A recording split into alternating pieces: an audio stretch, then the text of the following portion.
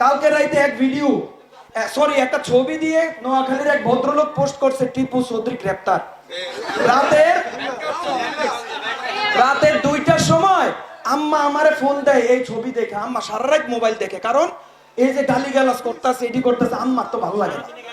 তো আম্মা এই ছবি দেখে রাত্রে মানে উনি স্ট্রোক করার মতো অবস্থা যে আমার ফুতেরে গ্রেপ্তার করে লাইছে। এখন ফুতে ফোনও ধরে না, আমি তো ঘুমাই না ডেকে। ফুতে তো ফোন ধরে না, আয় হায় ফুতেরে তো গ্রেপ্তার করে লাইছে। ফুতে নোয়াখালী গেছে কিন্তু হেন না ঝামেলা, হেতারে না দেখলে হেনে ধরবো, কি লেগে গেছে এটার লেগে গাইলে না লেগে আমারে ফোন দেয়, আমি আর ধরতে পারি না। পরে যাক কেমনে কেমনে জানি ধরছি, আম্মারে আম্মা আমি তো ঘুমাইতেছি, কত জেলখানাত কেন। আমি বলছি জেলখানায় ছিল আপনার দ্বিতীয় ফলা এআই। তো আপনারা অনেক করতেছেন, করেন, একটা শালীনতার মধ্যে করেন, ভদ্রতার মধ্যে করেন, কারণ আমাদের প্রথম পরিচয় ভাই আমরা বাংলাদেশি। 1971 সালে এই বাংলাদেশটা মুক্তিযোদ্ধারা অনেক কষ্ট করে অর্জন করছে ভাই।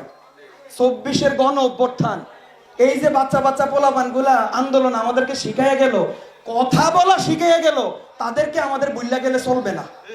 কয়দিন আগে মিতুরে অ্যাম্বাসিডার বানাইছে ভাই, আমরা মিতুরে অ্যাম্বাসিডার চাই না, আমরা অ্যাম্বাসিডার চাই যারা জুলাই আন্দোলনে যারা যুদ্ধ করেছে, যে মা বোনেরা ইজ্জত হরণ হয়েছে, যে মা বোনদেরকে আমরা অপমান করেছি, তারাই এক একজন অ্যাম্বাসিডার।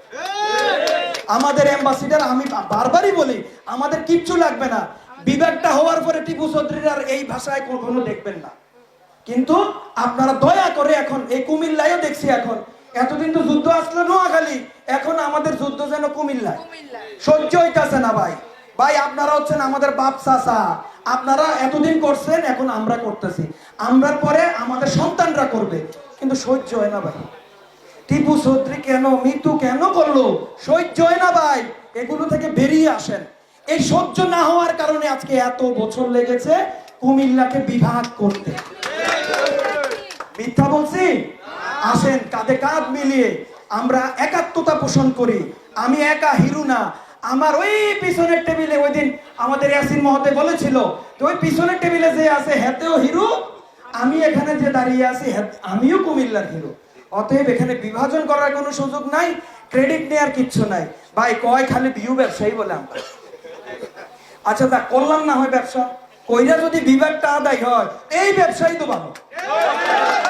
আমি মাঝে মাঝে যারা অনলাইনে বা এমনি নরমালি জুয়া খেলে, আমি মাঝে মাঝে কই যেই বেটা জুয়া খেললে জিতে হেতে ঠিক আছে বালা জুয়ারি, আর যেটা আজীবন হারে হেতের লেগে জুয়া না। কাম করবা তো কাম করার মতো, কাম করার তো দরকার নাই। যাক জুয়া খেলা ভালো না, কথার কথা কইছে, এটা আবার ম্যাচ লাগাইলে নাকিও।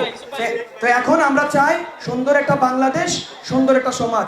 আমরা এখন সবাই রাস্তায় যাব, ও আমাদের কাম হইলো আসল ভাই হ্যাঁ নে, ঘরের ভিতরে কাম নাই আমরা।